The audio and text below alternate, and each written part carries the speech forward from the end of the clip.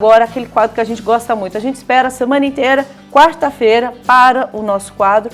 Padre Eduardo responde as nossas perguntas. Padre, vamos lá? E eu vi que as perguntas de hoje estão muito interessantes e certamente vão despertar no coração de muitos jovens o desejo de viverem como redentoristas, como missionários aqui de Aparecida.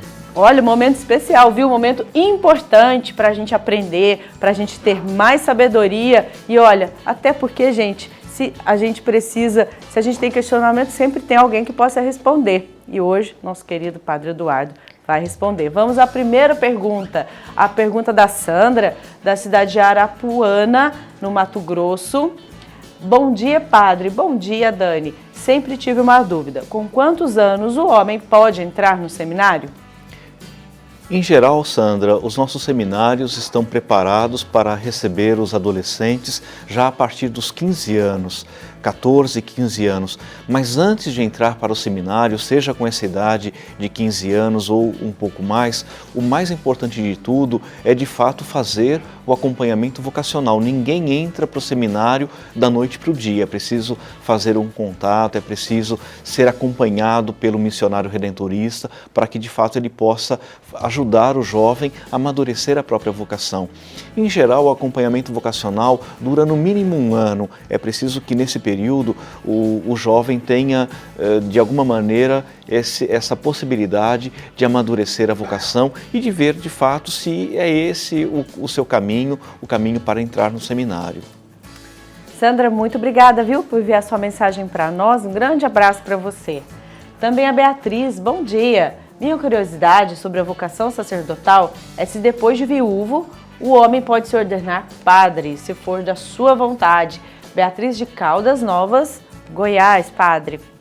É possível, não é o mais comum. A gente conhece aqui no Brasil e em alguns lugares do mundo situações em que a pessoa, depois de ter casado já com os filhos crescidos, acaba decidindo entrar para o seminário. Eu acho que a gente poderia tratar isso como um regime de exceção. O mais comum é que os jovens entrem no seminário e que a partir da juventude, da adolescência, sintam esse desejo de dizer sim a Deus.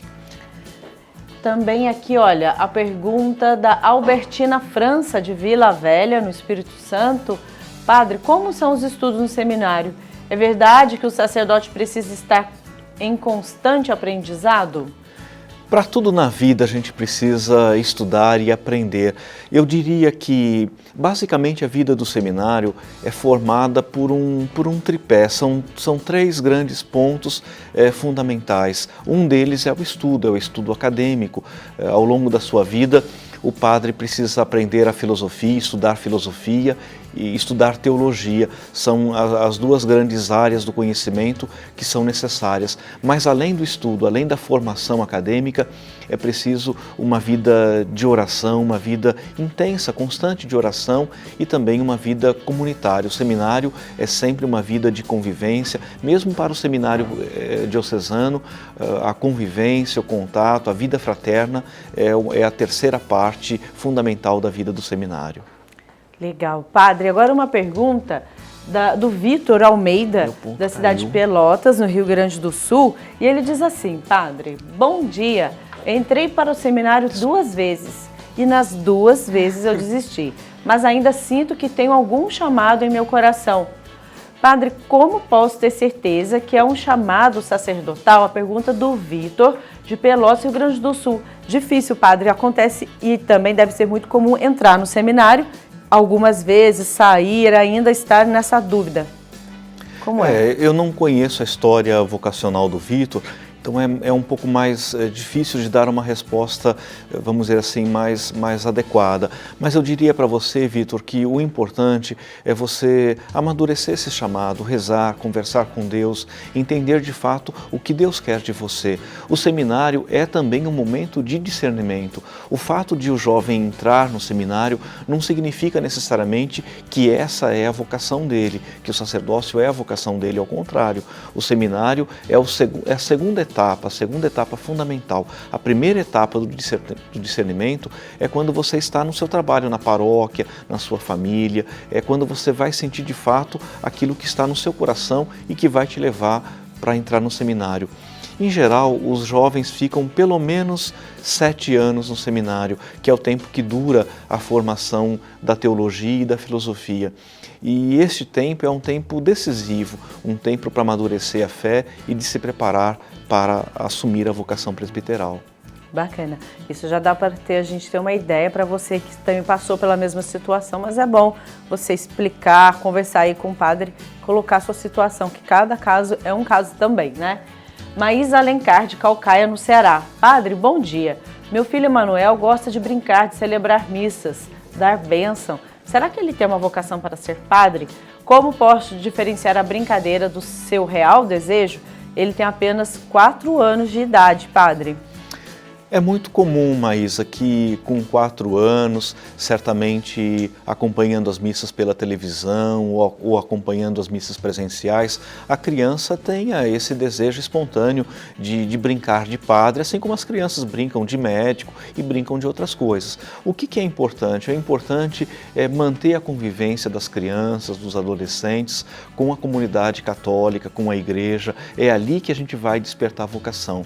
Nós acompanhamos não faz muito tempo a entrevista com o seminarista Washington, que é um médico e que está também no seminário. E ele disse ali uma coisa muito importante: a vocação, ela não é algo mágico, não é uma visão, não é um sonho especial, é o cotidiano da vida que faz com que a gente sinta de fato o desejo, o bom propósito de assumir a vocação sacerdotal. Em relação ao seu filho de 4 anos, o que é preciso fazer? É preciso continuar fazendo o que certamente você já faz com ele. Você reza com ele, você conversa com ele e você o leva na igreja. Esse é o melhor caminho para amadurecer de fato a vocação. Mas se de fato ele quiser entrar no seminário, isso vai ser só aos 14, 15, 16, 17 anos, não antes disso. Mas quem sabe aí o filho da Maísa pode ser um grande redentorista, né? Daqui uns 10 anos já entrar para o seminário e ser um redentorista, hein, Maísa? Pensou que sonho maravilhoso? Olha, o João Paulo, de São Paulo, capital. Padre, estou namorando há 3 anos, mas sinto que Deus me chama para o sacerdócio. Tenho muita vontade de ser padre, mas amo minha namorada, não quero deixá-la. O que devo fazer? Estou muito confuso, por favor, me ajude. Padre, essa pergunta do João Paulo, de São Paulo, capital, deve ter aí tem as suas dúvidas, mas também reflete exemplo de alguns homens que passam por isso, já estão noivos e ainda têm essa dúvida, casar ou seguir o sacerdócio? A pergunta do João Paulo é muito interessante porque ela nos mostra que o padre não é alguém que cai do céu pronto, ao contrário, o padre é alguém que tem os sentimentos, que vive a humanidade de uma maneira integral. E o amor pela namorada ele é muito significativo, João Paulo, porque mostra que você de fato tem capacidade de amar. Eu te digo com muita franqueza, o padre tem que saber amar, o padre precisa ter no coração o amor pelos pobres, o amor pelas pessoas. Então, amar a sua namorada é um bom sinal. Agora, vai chegar a hora em que você vai ter que decidir-se ou pela namorada ou pelo seminário. As duas coisas não são possíveis. Não tem como, né, padre? E olha, então tem que fazer também como o Washington, né? Que conversou com o pai, com a mãe, falou, olha, eu vou seguir, tenho minha profissão como médico, mas serei padre. Então você tem que dizer aí para sua namorada, para sua noiva, foi muito bom, mas eu decidi e a minha escolha é a vocação sacerdotal. Coragem no coração, atitude, mas também, aí a gente fala na próxima semana, mas se o seu coração bate forte, peça ela em casamento e case, decida, né, padre?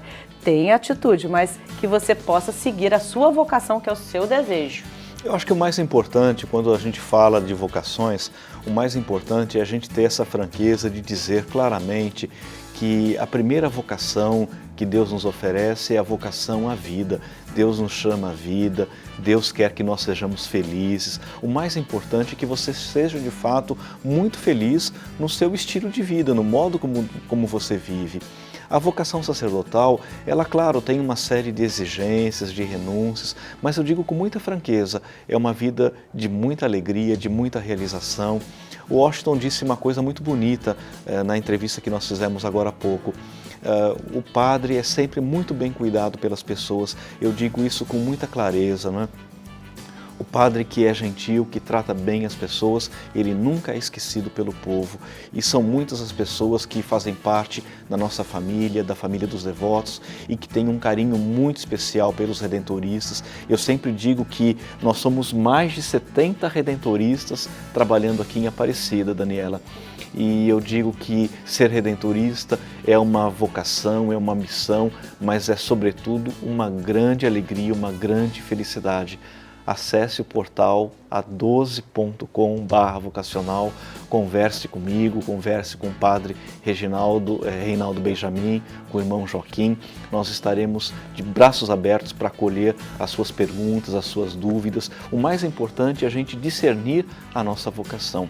Ninguém deve ser padre na marra, ninguém deve ser padre obrigado, assim como ninguém deve casar-se sem vontade. A gente precisa assumir com alegria a nossa vocação. E seja qual for a sua decisão, está tudo bem.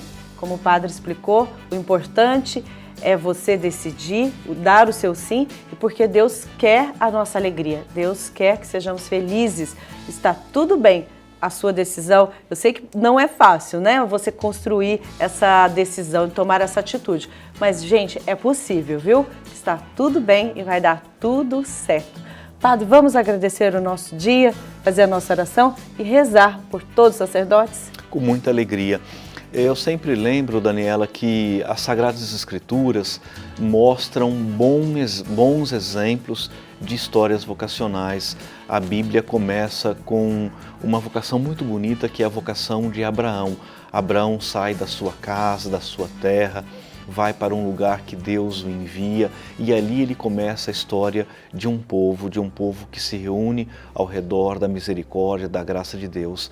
Os profetas também falam de vocação, de chamado. O próprio Paulo fala muito claramente que a sua experiência de Deus, a sua experiência com Jesus é um chamado, é uma vocação. Deus o chama para ser apóstolo, para evangelizar. Que a Bíblia seja de fato uma boa companhia para que a gente possa discernir a nossa vocação e entender o caminho para o qual Deus nos chama. Nós começamos o programa falando do Salmo 25, que fala sobre a iluminação, a graça de Deus em nossas vidas. Que a Sagrada Escritura seja a nossa companhia no nosso discernimento vocacional. Amém.